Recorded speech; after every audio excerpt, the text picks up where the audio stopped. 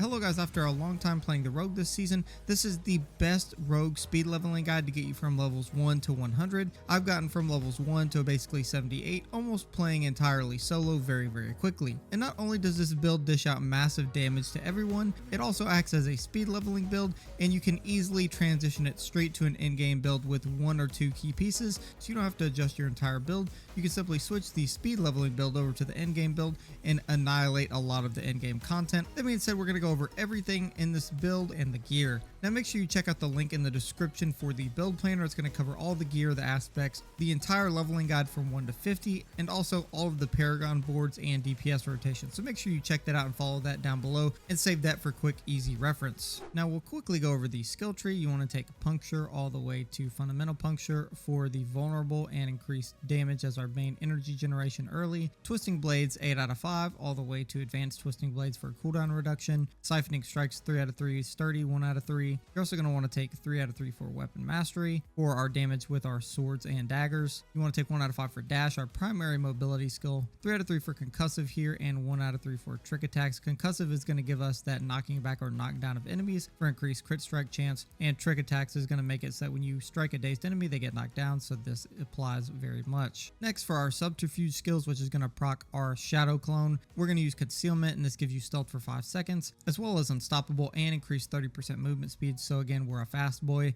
all the way into subverting stealth, so when you break concealment, you make an enemy vulnerable, and is great for bosses. We then want 1 out of 5 for poison trap, and we want this going into subverting poison trap for the increased poison damage and knockdown that we get. We then want exploit 3 out of 3 for increased damage, and malice 3 out of 3 for increased damage to vulnerable. For imbuement, we want 5 out of 5 for poison, all the way into blended poison imbuement for a ton of overall DOT damage when we're not running the barber ideally, and then 1 out of 3 for precision imbuement, 1 out of 3 for deadly venom, 1 out of 3 for alchemical advantage, and 3 out of 3 for debilitating toxins, so poisoned enemies deal less damage to you overall. Then for our ultimate skills, we only take passive, so 3 out of 3 for innervation. This is going to be great for our energy regeneration. Trap mastery 3 out of 3, 1 out of 3 for adrenaline rush for increased energy regen, and 3 out of 3 for haste, so that way again we get increased movement speed or increased attack speed depending on how much energy we have. And finally, for our key passive, we want to be running momentum, so depending on the stacks we get that increased DR, energy regeneration, and movement speed. Again, keeping 3 stacks up for this for our aspect here keeps us healing constantly, and this is going to be what keeps us alive in a lot of nightmare dungeons, which is very important. And again, I'll go over all of these stats here really quick just so you can look at them. Make sure you follow that D4 build planner in the description. That's going to go over every single thing you see here as a quick reference guide. Now first, we're going to go over the gear, and this is a poison trap rogue build, but it does work tremendously fast for clearing out dungeons, and again, you can swap it to the end-game build very easily. Now, one of the key pieces I want to mention first is the aspect that's on my chest. The aspect on this chest piece is the aspect of Stolen Vigor, and it allows for each stack of the momentum key passive, which we're going to leverage to give us healing, and it's going to keep us alive in most fights. This is one aspect that you definitely need to have on your actual gear for survivability to be able to keep up and sustain your health and HP during these higher tier nightmare dungeons. So ideally, let's start with our helmet with the aspect of disobedience. This is going to give us increased armor, and some of these pieces aren't perfect in terms of my stats, so make sure you follow the stats on the left. You want cooldown reduction, total armor, max life, and dexterity here. Next, for our chest, we have the aspect of Stolen Vigor, which is extremely important. Here we want as much DR as possible, so damage reduction while close from enemies that are poisoned, distant enemies, and overall damage reduction.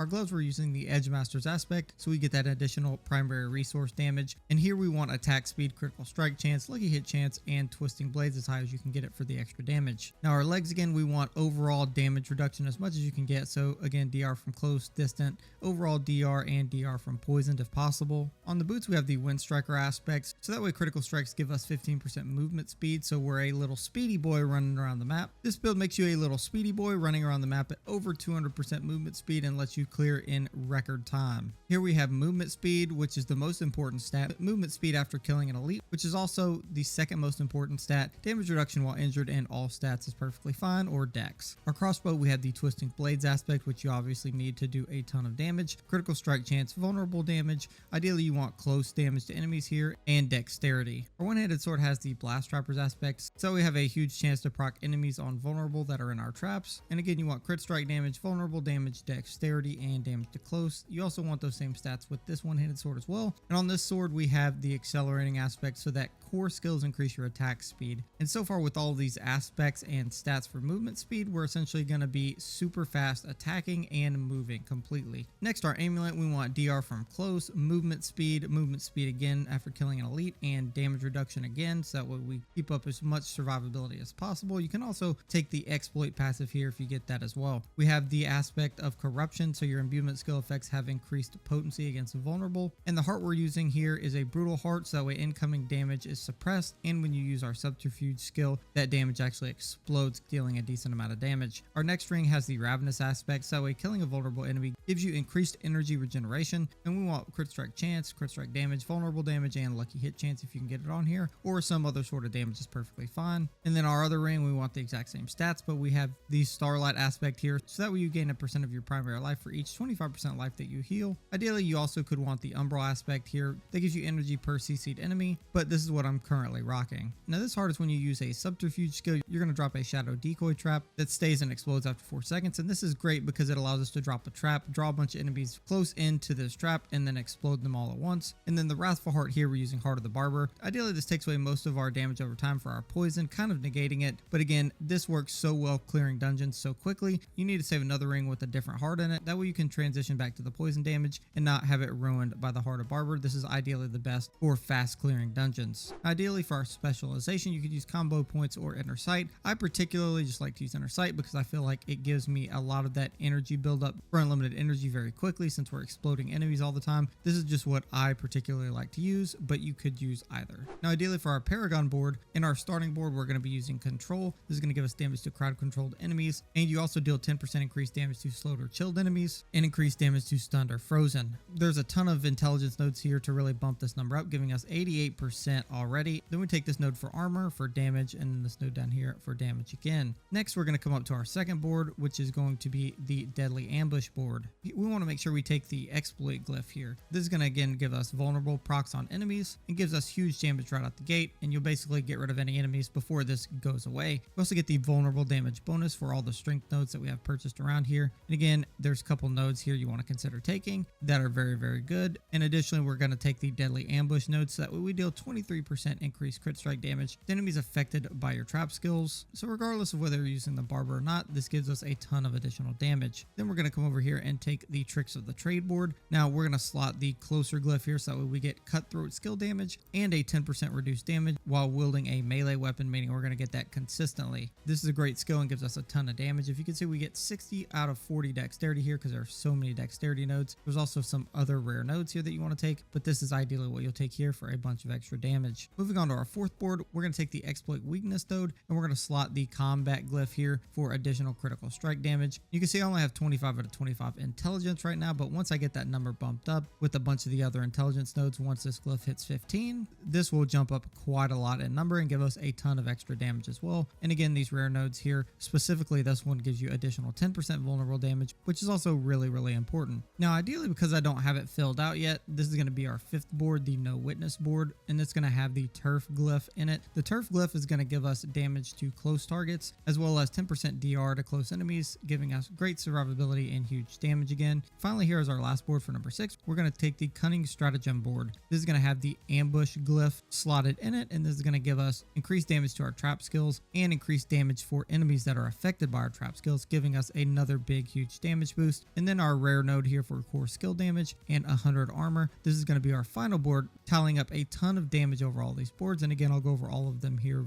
Now keep in mind, my setup for my boards is a little different, so follow the planner guide in the description, but those are the boards and glyphs that you want to take in this order. So ideally how this works is you want to use puncture as your primary energy generator. That way you can generate as much energy as possible very quickly. When you run up to a group to fight them, you want to hit the first enemy once. That way you get that initial damage reduction. You can then run around them. You then want to cast concealment for the increased movement speed and the stealth, and it also drops that shadow clone with our aspect, and all the enemies get attracted to that shadow clone. Once they're all near that shadow clone, you then walk up into the middle of the group, cast poison trap, trap, and then immediately cast poison imbuement, so that way you can just poison damage all of these guys out of existence. But running with the barber, this also allows you to build up a big group of enemies, so that way you can just use twisting blades and cast this on them non-stop, so that way you deal so much damage to them that damage builds up over 2 seconds, explodes every enemy. And then with our other cage chart with this one for suppressed damage, we also get explosions from that as well, so you're going to be dealing massive explosive damage and just clearing packs and running non-stop throughout fights. You get to keep your movement speed here for 30%, and we're running so fast it's not even funny. And then you just use dash to get out of fights or the line of sight of big attacks that you just need to dodge. DPS rotation is as simple as that. Like I said, I leveled up to 78 very quickly without really a problem, and I believe this is the quickest leveling build that is possible with the rogue. That being said, if this helped you out, make sure to drop a like on the video, subscribe if you're new, and check out one of these videos on the left or the right of the screen. Thanks.